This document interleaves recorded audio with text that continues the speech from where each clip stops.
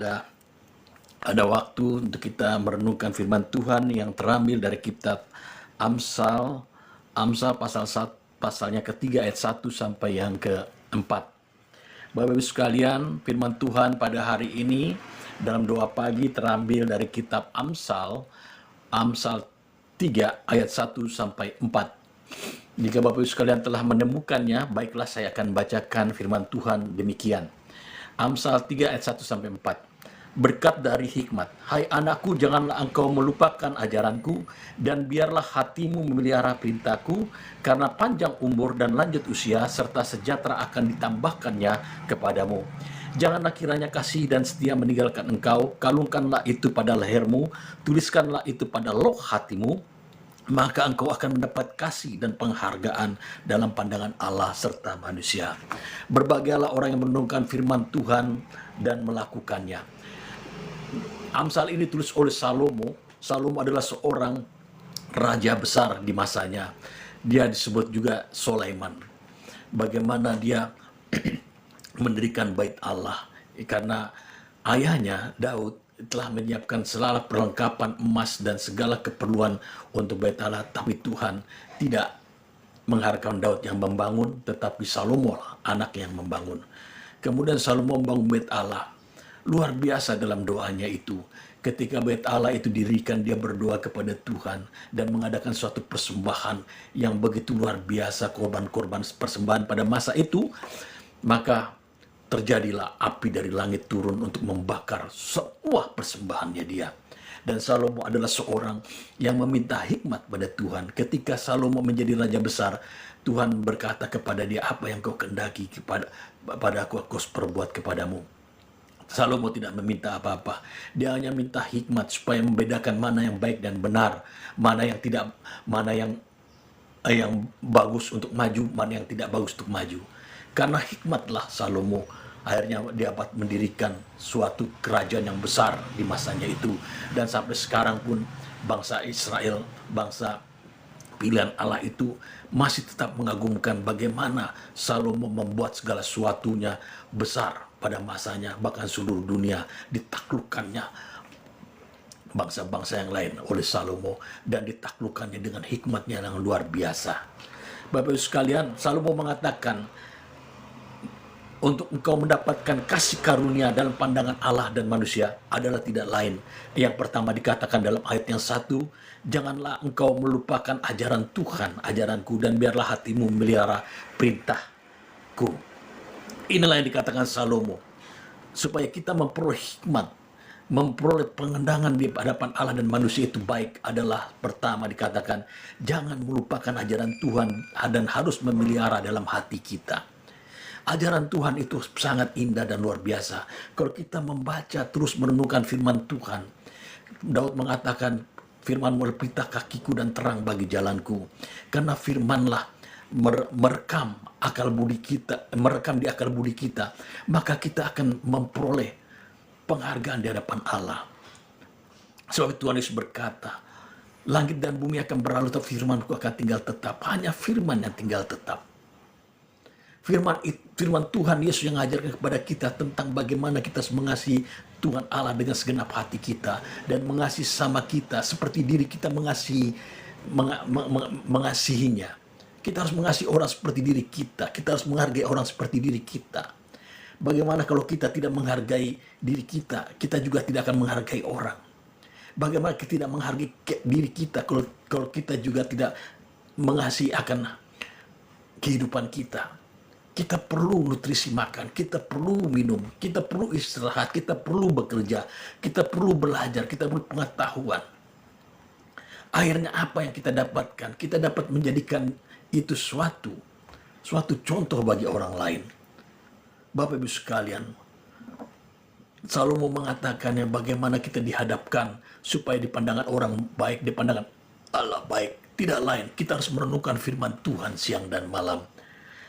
Mazmur 1 ayat 3 mengatakan, kita harus merenungkan Taurat Tuhan siang dan malam. Ia seperti pohon di tepi tanaman aliran air, yang menghasilkan buahnya dan pada musimnya, dan tidak pernah layu daunnya. Apa saja diperbuatnya berhasil.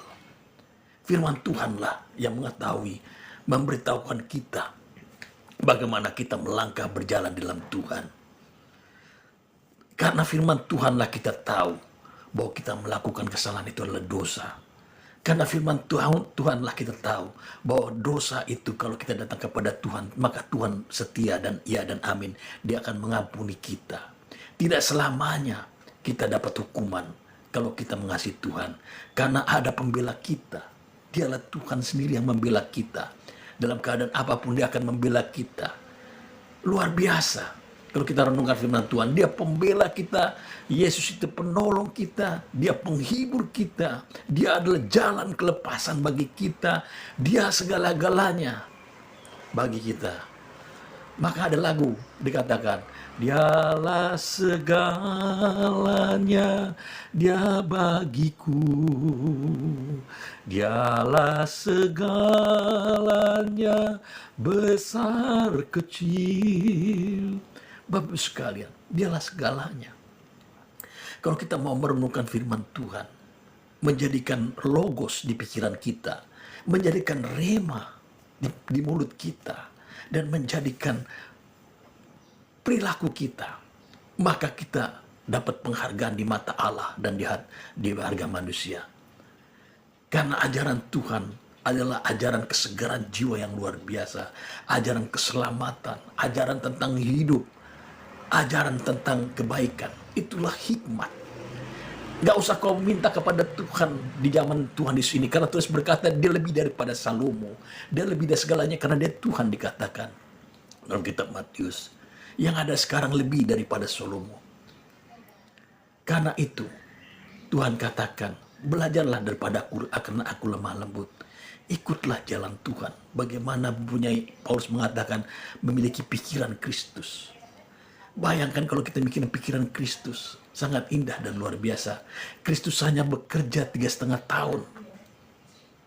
Pada waktu penginjilan, dia ajarkan murid-muridnya hanya berbuat kasih.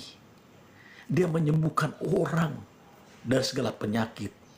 Dia memberikan makan 5.000 orang. Dia memberikan 4.000 orang makan. Belum dihitung lagi kerabatnya dan lain-lainnya.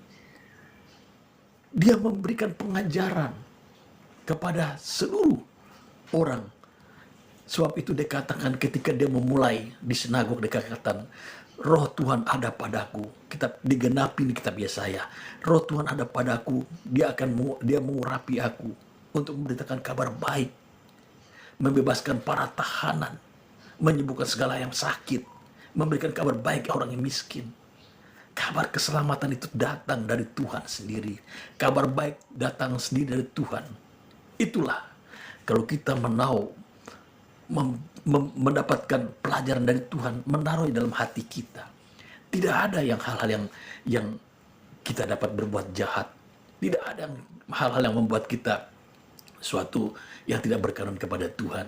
Tuhan akan memberitahu kita dalam hati kita. Kalau kita melakukan sesuatu yang salah, dia akan memberitahukan kita suatu kesalahan. Jangan berbuat ini. Lakukanlah yang ini. Diam diri dululah. Diajarkan kita. Karena Tuhan telah menuliskan firman dalam loh-loh hati kita. Dikatakan, kalungkanlah pada lehermu dan tuliskanlah pada loh hatimu. Jadi Tuhan ada di hati kita, di pikiran kita, di jiwa kita. Sebab Tuhan berkata, tubuh yang kuberikan kepadamu ini adalah tubuh kemuliaan. Darah yang tertumpah yang dicurahkan di bawah julita itu, dan dia menjadi anggur minumlah. Kan sering kita diajarkan dalam gereja bagaimana kita makan roti tubuh Kristus dan darah Kristus. Itulah ajaran. Semakin kita melekat kepada dia, semakin kita mengerti jalan hidup ini bersama dengan Tuhan. Sebab itu dikatakan, berjalanlah Tuhan bersamaku, sebab Tuhan adalah gembalaku yang baik. Itulah dikatakan. Kita tahu bagaimana kita harus belajar juga kitab Taurat walaupun Tuhan menggenapi. Karena Taurat itulah kita tahu bagaimana itu dosa. Jangankan kita berzina, memikirkan saja sudah dosa. Jangan kita mau bunuh, niat mau bunuh aja sudah berdosa di hadapan Tuhan. Jangan kita menyembah Allah lain, mendengar suara Allah lain aja kita udah berdosa. Tidak ada yang sanggup. Tapi bersyukurlah kepada Tuhan, 2000 tahun yang lalu datang. Dia pulihkan, dia genapi semua. Hidup itu dengan penuh kasih. Tuhan menggenapi hukum Taurat. Hanya lewat kasihlah kita dihapuskan dosa kita, merah segar menjaga putih seperti salju, kotor seperti korban persembahkan putih seperti domba. Dibawanya kita kepada jalan kebenaran, diarahkannya dia kita kepada Injil kebenarannya. Akulah jalan keselamatan hidup. Fokuslah kepada Tuhan Yesus. Tidak ada seorang pun kepada Bapa tanpa melalui aku. Fokuslah kepada Kristus. Sukar sekali masuk kerajaan surga seperti unta masuk lubang jarum. Lubang jarum adalah tidak lain Kristus. Waktu kita berikan Kristus, kita akan masuk melalui dia. Kita akan disegarkan iman kita. Kita akan dipulihkan. Bapak Ibu sekalian, berbahagialah orang yang memberitakan Injil kerajaan surga. Dikatakan dalam kitab Wahyu 22, aku akan datang segera dan memberikan kepada upahku kepada mereka. Kalau engkau memberitakan Injil dalam kesusahan, engkau bersyukur karena upahmu besar di surga. Karena orang yang beritakan Injil dengan segala berkelimpahan, dia sudah dapat bagiannya. Tetapi kalau engkau dalam keadaan susah juga, Tuhan telah siapkan upah. Sebab Tuhan berkata dalam kitab Markus, dia sebagai seorang pengusaha memberikan pekerjaan di ladang yang orang pagi diberikan kerja ada pada nganggur, siang juga, sore juga, dan malam juga. Dan semuanya sama, Tuhan katakan, semua dapat upah yang sama. Layanilah Tuhan. Karena kau melayani Tuhan, kau dapat penghargaan di hadapan Allah, di hadapan manusia. Kalau engkau beritakan Injil kerajaan surga, engkau dapat penghargaan di hadapan Allah dan di hadapan manusia. Kalungkanlah firman Tuhan dalam hatimu dan loh hati pikiranmu. Tuliskanlah di hatimu.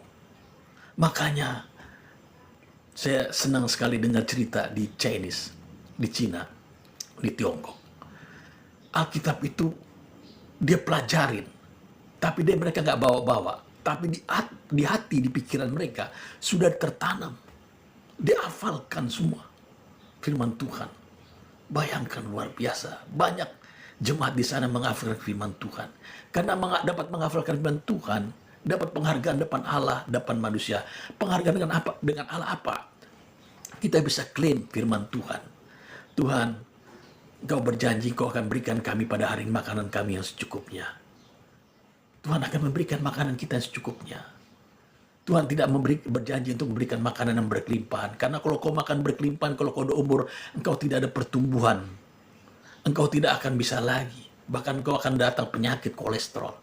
Tapi kalau secukupnya engkau makan, engkau minum secukupnya, engkau diberkati Tuhan.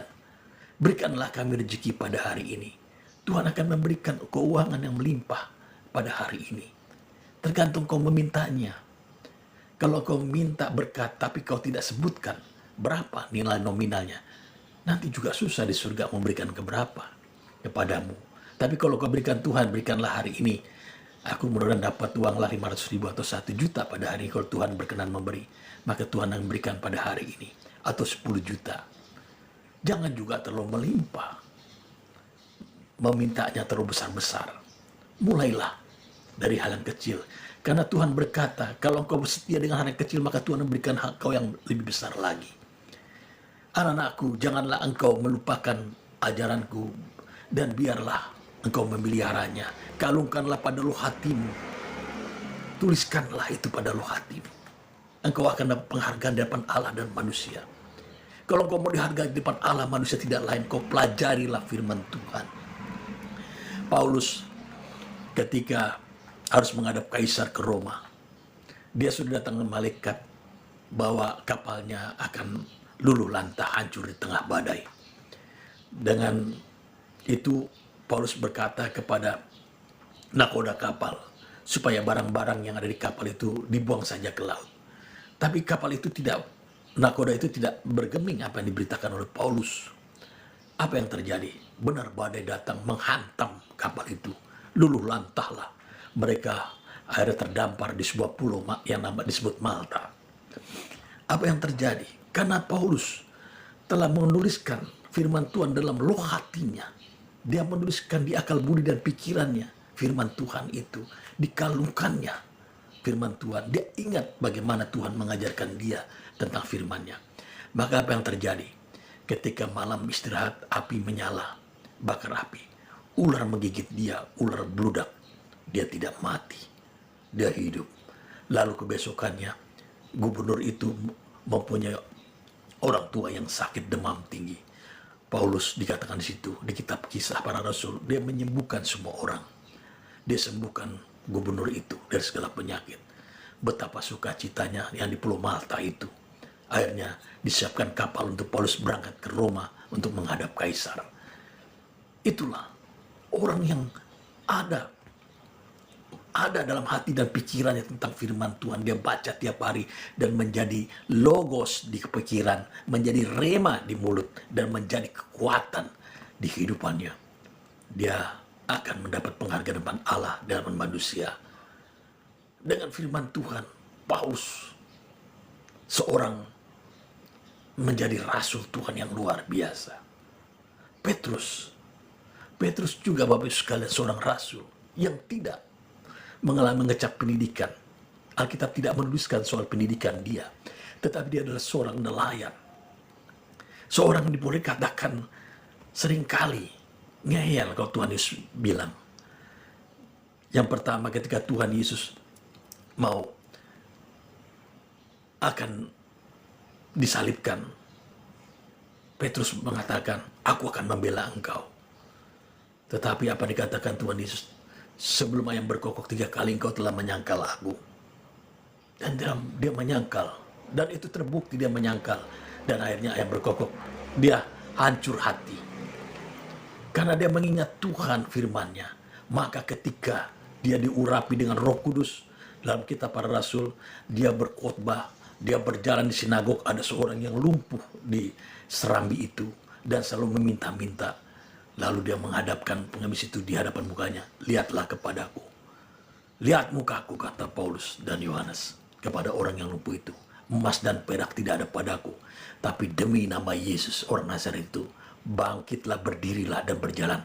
Seketika itu, kuatlah mata kaki orang lumpuh itu dan berjalan berlari. Kekuatan apakah di belakang Petrus itu? Selain kekuatan firman Tuhan. Kalau ada kekuatan firman Tuhan di hatimu, ada kekuatan Roh Kudus di hatimu.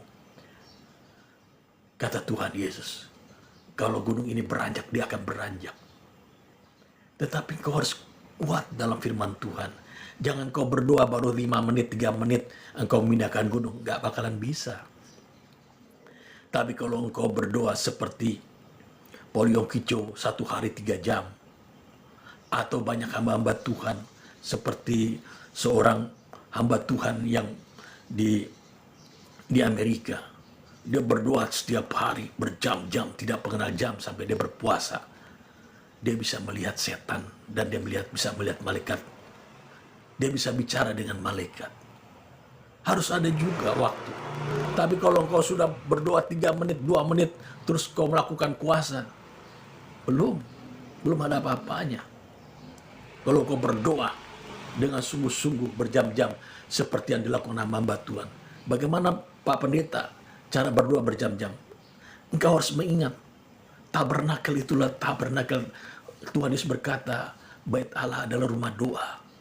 Bait Allah rumah doa, berarti dia tabernakel. Kalau engkau masuk pertama dalam ruang pembersihan, engkau berdoa saja tentang keluargamu, tentang dirimu. Kau masuk dalam penyembahan lagi. Masuk ke ruang maha suci, kau berdoa untuk gereja-gereja, pertumbuhan gereja, kau berdoa untuk bangsa dan negara. Dan ketika kau masuk dalam ruang maha suci, kau berhadapan dengan Tuhan Yesus. Ketika kau berdoa dalam ruang Yesus, kau bersyukur untuk darah Yesus. Engkau bersyukur untuk tubuh Kristus. Engkau bersyukur untuk Roh Kudus.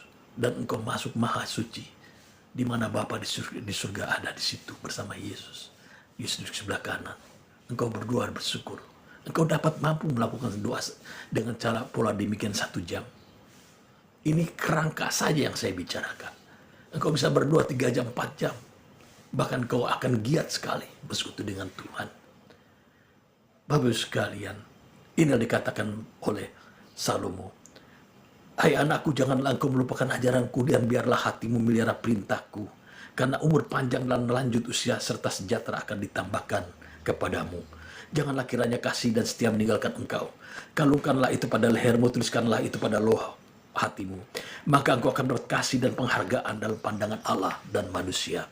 Dalam Amsal 4 ayat 1 dan Amsal 3 ayat 1 dan 4 yang kita renungkan pada hari ini. Renungkanlah firman Tuhan setiap hari. Bersekutulah dengan Tuhan. Memang waktumu kadang-kadang banyak kegiatan, tapi adakanlah waktu bersekutu dengan Tuhan. Dengan cara kau berdoa, menyembah Dia. Dengan membaca firman Tuhan dengan gadget saja, dengan handphone. Bacalah. Supaya engkau dibawa, engkau dapat penghargaan di hadapan Allah dan manusia. Karena semakin engkau bertumbuh dengan firman Tuhan, semakin engkau punya kekuatan, semakin engkau menuliskan dalam kalungan hatimu dan rohmu, maka engkau dapat penghargaan yang luar biasa. Demikianlah firman Tuhan di pagi hari ini. Sebelum kita masuk dalam doa pokok-pokok doa, Bapak Ibu sekalian, marilah kita angkat pujian. Allah kuasa melakukan segala perkara. Allah kuasa melakukan segala perkara. Allah Maha Kuasa. Dia ciptakan seisi dunia, atur segala masa. Allahku Maha Kuasa.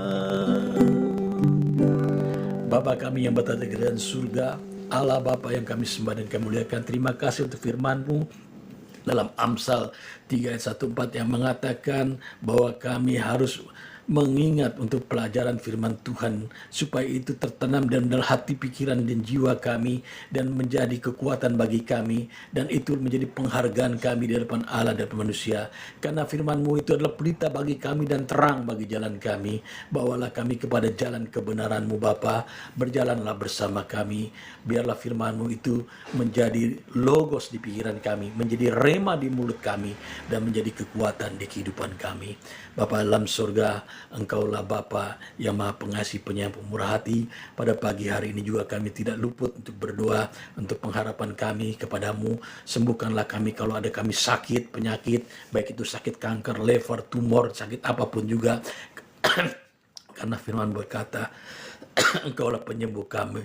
Engkaulah Eloi Rafa, Eropi, Nisi, Elofi, El Shaddai yang menyembuhkan kami di segala penyakit kami. Dan kami percaya firman-Mu dalam kitab Ibrani 13 ayat 4 bahwa Yesus tetap sama dulu, sekarang, sampai selamanya. Maka damai demi nama Yesus, segala penyakit apapun kami hardik, kami halaukan dari segala tubuh dan jiwa kami pada pagi hari ini. Dan kami berdoa juga bagi mereka yang baru menerima Yesus Kristus Tuhan sebagai juru selamat. Ampuni mereka segala dosa pelanggaran mereka. Bapa, biarlah Engkau bertumbuhkan hati pikiran mereka, bukakan akal budi mereka, supaya mereka berjalan bersamamu. Pelihara mereka seperti biji matamu, biar mereka terbang tinggi seperti Raja Wali di atas badai. Kami berdoa juga untuk teman-teman kami, jemaat-mu Tuhan, di pagi hari ini yang mungkin menghadapi persoalan, pergumulan hidup, beban masalah, beban rumah tangga, beban pekerjaan, beban kehidupan lainnya. Dan firman berkata, marilah kepadaku yang letih lesu beban berat, aku akan berikan kelegaan kepadamu. Mintalah maka akan diberi.